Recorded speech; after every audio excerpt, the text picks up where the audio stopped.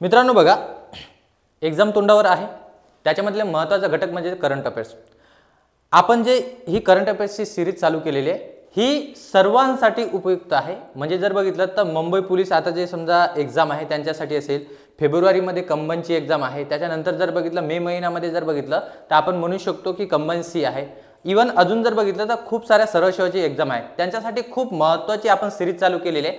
अत्यंत आपण म्हणू शकतो महत्त्वाचे, याच्यामध्ये ऑनलाईन आपण कव्हर करत आहे जे तुम्हाला एक्झाममध्ये वारंवार विचारलं जाते. अतिशय महत्त्वाचं असं जर बघितलं तर करंट अफेअर्स मधलं जर बघितलं आपण क्रक्स इथं घेण्याचा प्रयत्न करत आहे.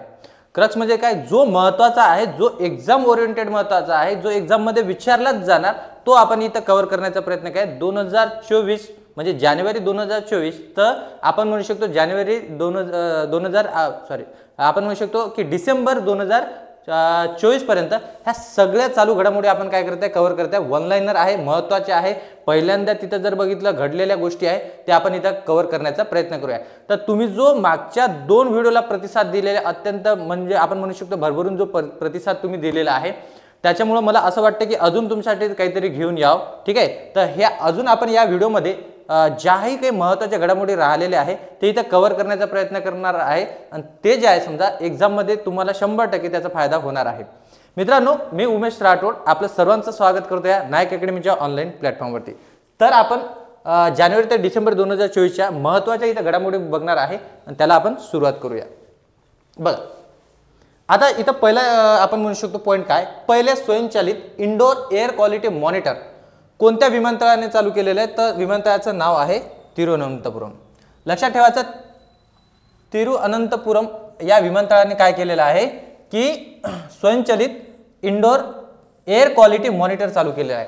मग कशासाठी आहे ते, ठीक आहे, तर आपण म्हणू शकतो कशासाठी आहे, तर प्रदूषण कमी करण्यासाठी. याचं जर बघितलं तर एअर क्वालिटी तिथं वाढण्यासाठी हे इथं चालू केलेलं आहे. कुठला विमानतळ आहे, तर तिरुअनंतपुरम विमानतळ. लक्षात ठेवणार आपण महत्त्वाची गोष्ट आहे.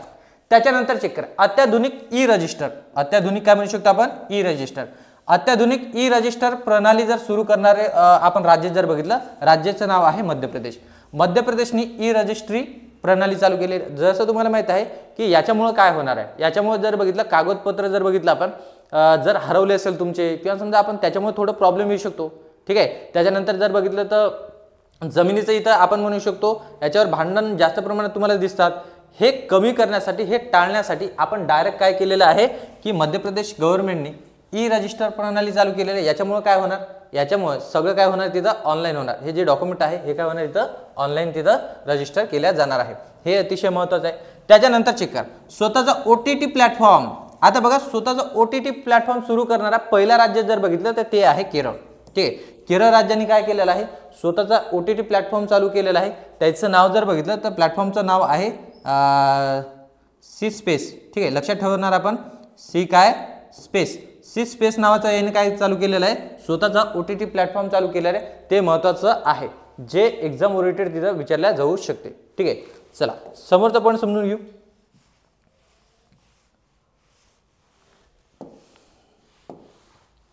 बघा काय दिलेलं आहे,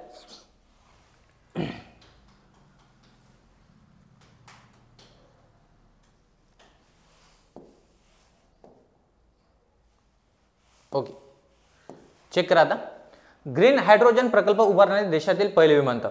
बघा, ग्रीन हायड्रोजन म्हणजे आपण म्हणू शकतो इथं जर बघितलं प्रदूषण कमी करण्यासाठी किंवा हे याचं आपल्याला काम पडू शकतो. त्याच्यानंतर बघा, ग्रीन हायड्रोजन प्रकल्प जर उभारणार पहिला देश जर बघितलं तर देश म्हटल्यापेक्षा आपण विमानतळ जर बघितलं कुठला आहे तो कोची विमानतळ.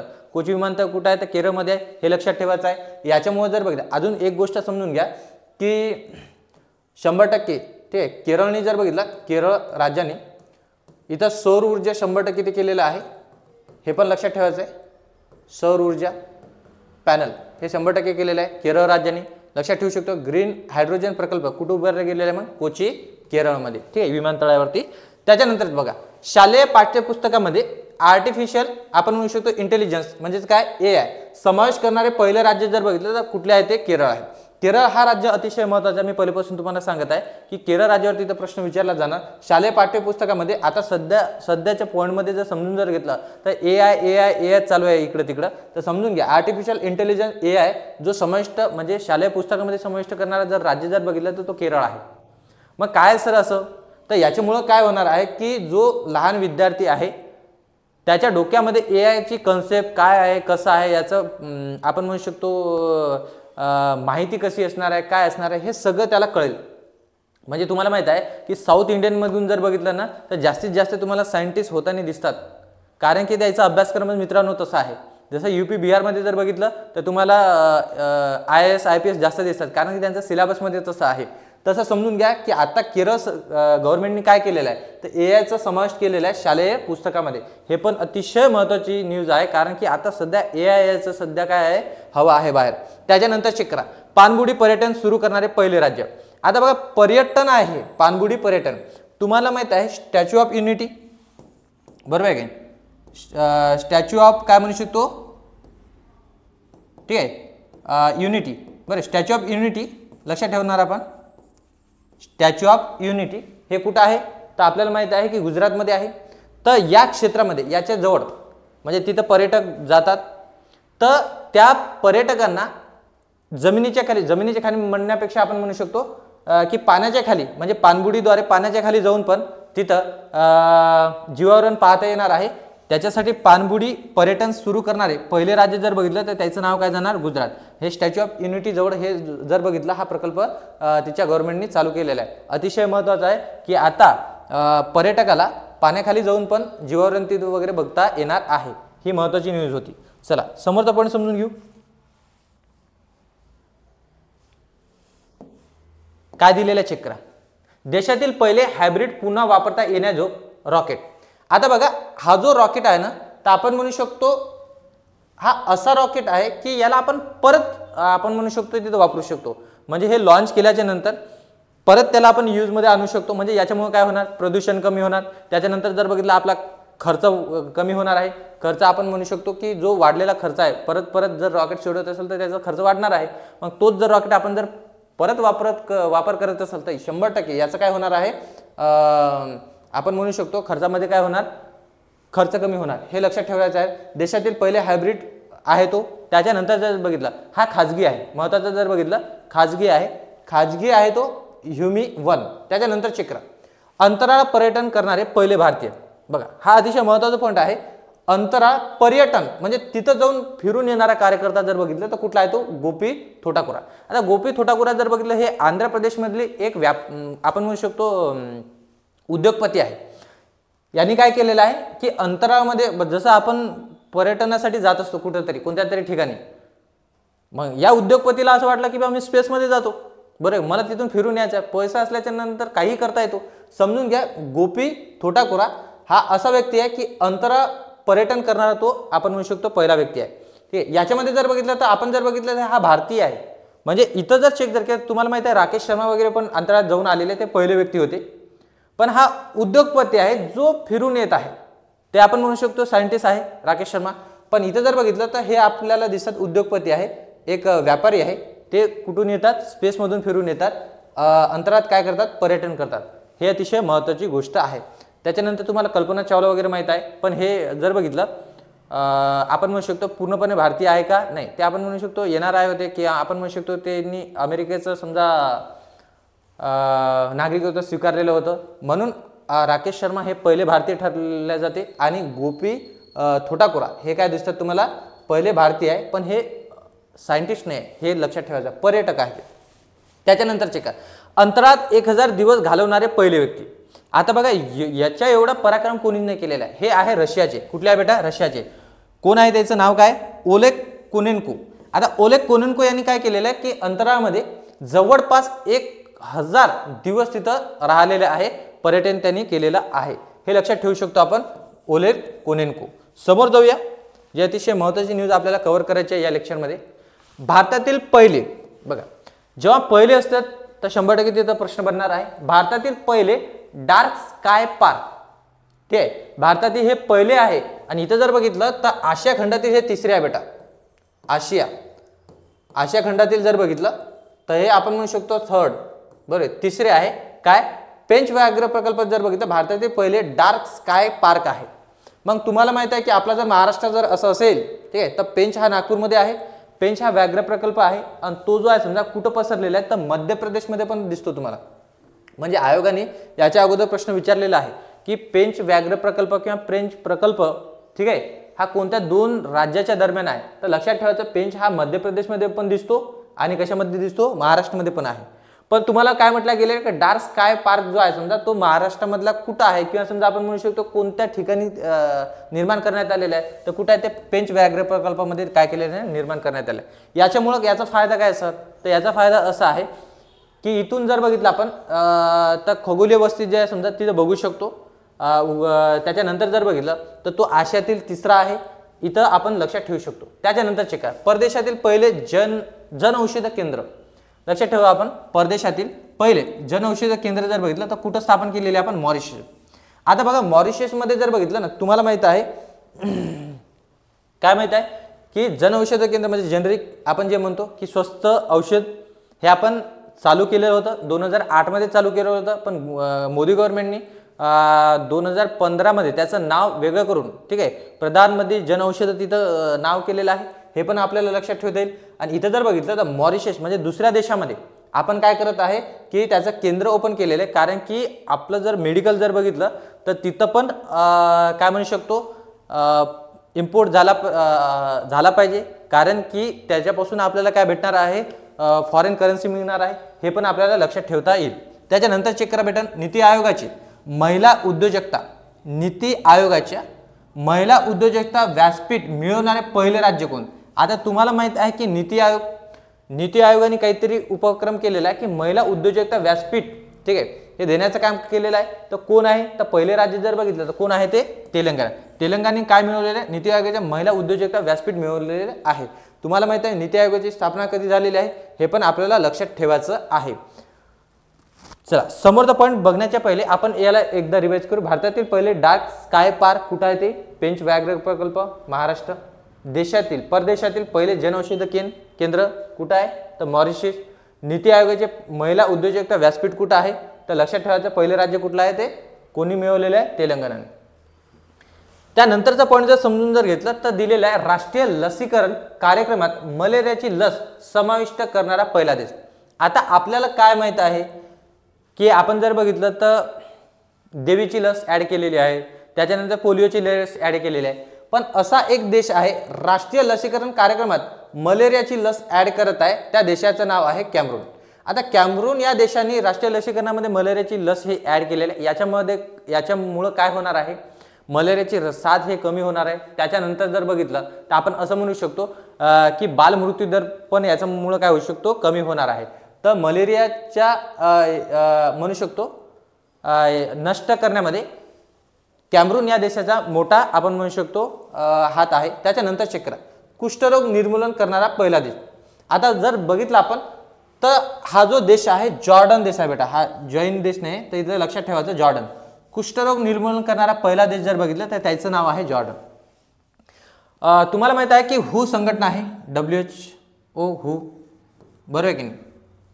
हू संघटनेने 1988 मध्येच ठीक आहे, तर जे काही निकष होते ते इथं लागू करून बघितले तर कुष्ठरोग निर्मूलन करणारा पहिला देश तिथं काय आढळून आलेला आहे, जॉर्डन. या जॉर्डन देशाने कुष्ठरोग ऑलरेडी तिथं आपण म्हणू शकतो त्याचं नष्ट केलेलं आहे, निर्मूलन केलेलं आहे. पहिला देश आहे तो, हूनी त्याला मान्यता दिलेली 1988 मध्ये, लक्षात ठेवायचं आहे.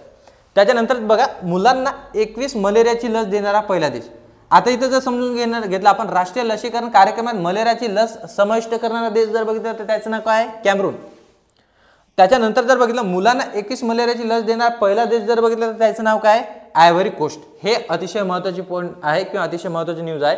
21 मलेरियाची लस देणारा कुठला आहे देश, तो आयव्हरी कोस्ट. काय बघितलं आपण याच्यामध्ये, राष्ट्रीय लसीकरण कार्यक्रमात मलेरियाची लस समाविष्ट करणारा कुठला आहे, कॅमरून. कुष्ठरोग निर्मूलन करणारा पहिला देश जॉर्डन. त्याच्यानंतर मुलांना 21 मलेरियाची लस देणारा पहिला जर आपण देश बघितलं काय त्याचं नाव, आयव्हरी काय म्हणू शकतो, कोस्ट. राहील का लक्षामध्ये, ठीक आहे राहील.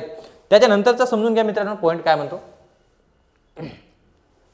एआयचा वापर करून माळढोक प्रजातीचे यशस्वीपणे प्रजनन करणारा पहिला देश. आता हा जर बघितलं तर हा आहे भारत.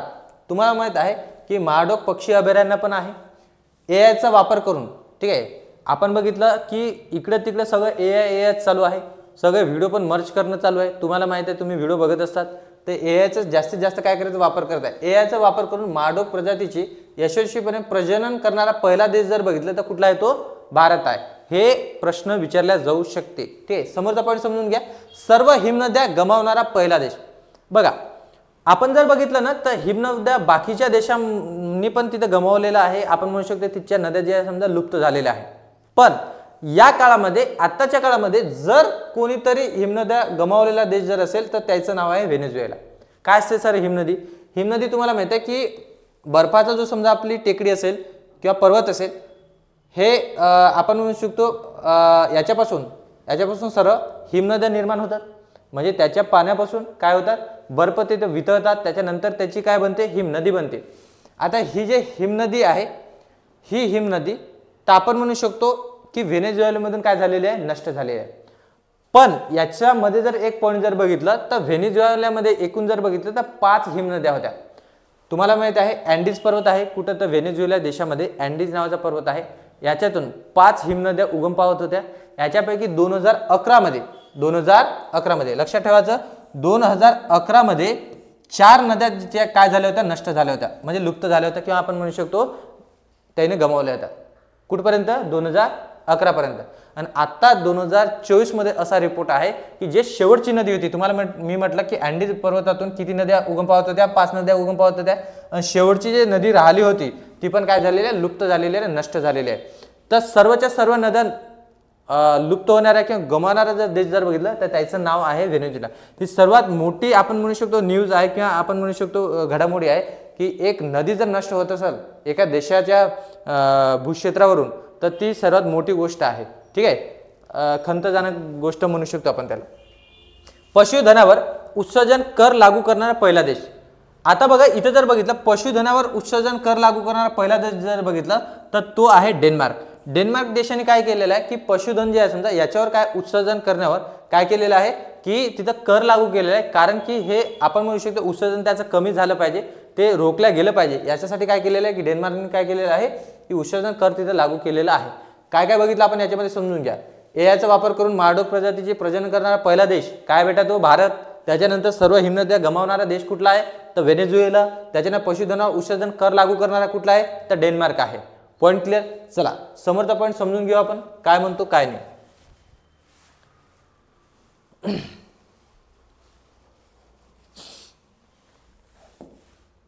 चेक करा काय दिलेलं आहे. पुनरुत्पादक पर्यटन रिजनरेटिव्ह आपण म्हणू शकतो टुरिझम सुरू करणारे पहिले राज्य. आता याच्यामुळं काय होणार आहे तर आपण म्हणू शकतो गोवा तो राज्य तर आहेच, इथं दिलेलंच आहे मी सरळ. पुनरुत्पादक पर्यटन निर्माण करणारा पहिला राज्य जर बघितलं तर गोवा आहे.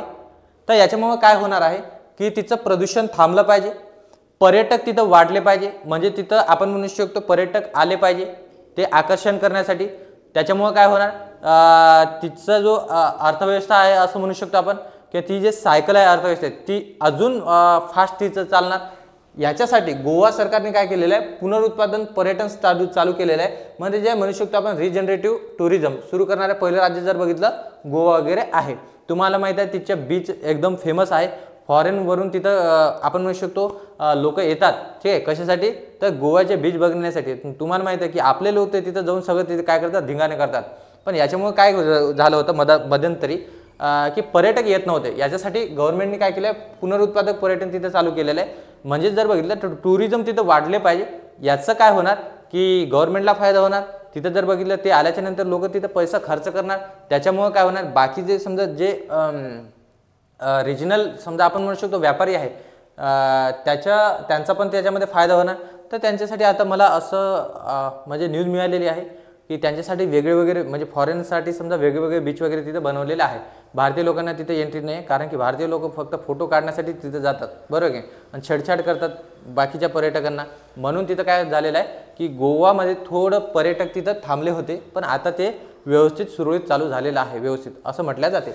चला समोरचा पॉईंट समजून घ्या. युनिकॉर्न दर्जा गाठणारा भारताचा पहिला एआय स्टार्टअप. अतिशय महत्त्वाची पॉईंट आहे की युनिकॉर्न दर्जा गाठणारा भारताचे पहिला AI स्टार्टअप जर बघितलं तर तो कृत्रिम नावाचा बेटा. काय तो कृत्रिम विचारला जाऊ शकतो तो कुठला आहे तर त्याचं नाव काय ठेवणार आपण लक्षामध्ये कृत्रिम. त्याच्यानंतर चिका UPI पेमेंट प्रणाली स्वीकारणारा पहिला युरोपियन देश. ही गोष्ट आपल्यासाठी अभिमानाची आहे की UPI पेमेंट म्हणजे आपली टेक्नॉलॉजी स्वीकारणारा पहिला जर देश जर बघितलं ते पण युरोपियन देश. आपण त्यांची टेक्नॉलॉजी स्वीकारत असतो पण आपली टेक्नॉलॉजी स्वीकारणारा पहिला जर देश जर बघितलं तर त्याचं नाव आहे फ्रान्स. फ्रान्स देशाने UPI पेमेंट प्रणाली स्वीकारलेली आहे. ती भारताची UPI पेमेंट स्वीकारलेली आहे आणि तो युरोपियन देश आहे. युरोपियन देश म्हणजे इकडे जर बघितलं तर नेपाळ वगैरे हे जे आपण जर चेक केलं तर याच्यामध्ये स्वीकारलेली असेल पण युरोपियन जर देश जर बघितलं तर पहिला युरोपियन देश आहे त्याचं नाव काय फ्रान्स. याने आपली UPI पेमेंट प्रणाली तिथं स्वीकारलेली आहे जे आपण फोन पे गुगल पे करत असतो. ठीक आहे हे जे आपले UPI आहे म्हणजे भारत पे वगैरे तुम्ही जे बघत असता ठीक आहे. त्याच्यानंतर ते भीम UPI हे पण आपल्याला माहित आहे. तर हे सगळे प्रणाली तिथं स्वीकारणार जर देश जर बघितला आपण तर तो फ्रान्स आहे.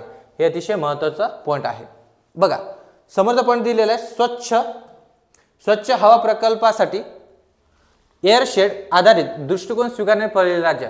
हे लक्षात ठेवायचं वन लाइनर आहे पॉईंट की स्वच्छ हवा प्रकल्पासाठी एअरशेड आधारित दृष्टिकोन स्वीकारणारे पहिला राज्य जर बघितलं तर त्याचं नाव आहे उत्तर प्रदेश. ठीक आहे हवा प्रदूषण कमी करण्यासाठी हे त्यांनी स्वीकारलेला आहे. त्याच्यानंतर बघा दलितांसाठी सब कोटा लागू करणारे पहिले राज्य. हा पॉईंट आपण याच्या अगोदर कव्हर केलेला आहे पण तरी इथं समजून घ्या दलितांसाठी सब कोटा. आता तुम्हाला माहिती आहे की सुप्रीम कोर्टाने एक आपण म्हणू शकतो आदेश दिला होता की SC कॅटेगरीसाठी तुम्ही सब कोटा तिथं लागू करा.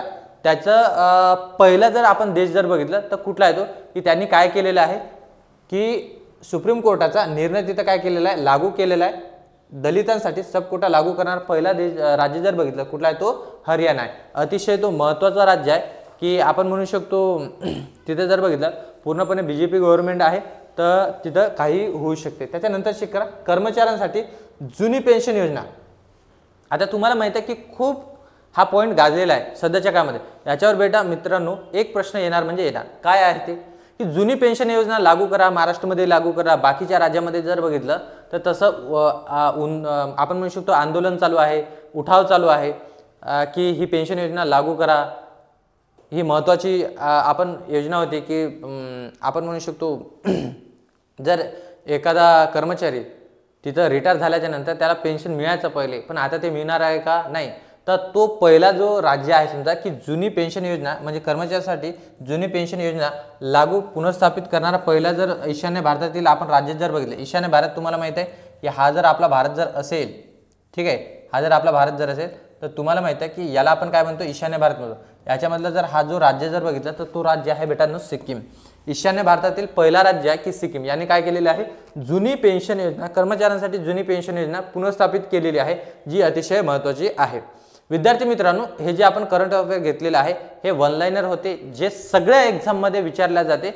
म्हणजे आपण एकदम करंट अफेअर्सचा तिथं क्रक्स काढून आणलेला आहे जे तुमच्यासाठी ठीक आहे येणाऱ्या एक्झामसाठी अतिशय महत्त्वाचा होता. याच्यानंतर अजून आपला एक अपकमिंग व्हिडिओ येणार आहे जो करंट अफेअर्सवरच येणार कारण की तुमचा करंट अफेअर्स या लेक्चर सिरीजला भरभरून प्रतिसाद आहे. मला पण ते उत्साह वाढत आहे की याच्यावर लेक्चर वारंवार घ्यावं. आणि आपली एक मित्रांनो बॅच पण येत आहे पोलीस भरतीची जे तुम्हाला लगेच नेक्स्ट व्हिडिओमध्ये दिसणार आहे. इथं तुम्हाला पार्ट 4 येणार आहे कमिंग 4 तुम्हाला दिसत आहे कशासाठी तर करंट अफेअर्सचं. असेच तुम्हाला चालू घडामोडीच्या आपण म्हणू शकतो व्हिडिओसाठी चॅनलला सबस्क्राईब करावं लागेल तिथं लाईक करावं लागेल शेअर करावं लागेल कारण की आपण म्हणू शकतो विद्यार्थ्यांपर्यंत माहिती पोहोचली पाहिजे. आपण इथं थांबूया. जय हिंद जय महाराष्ट्र.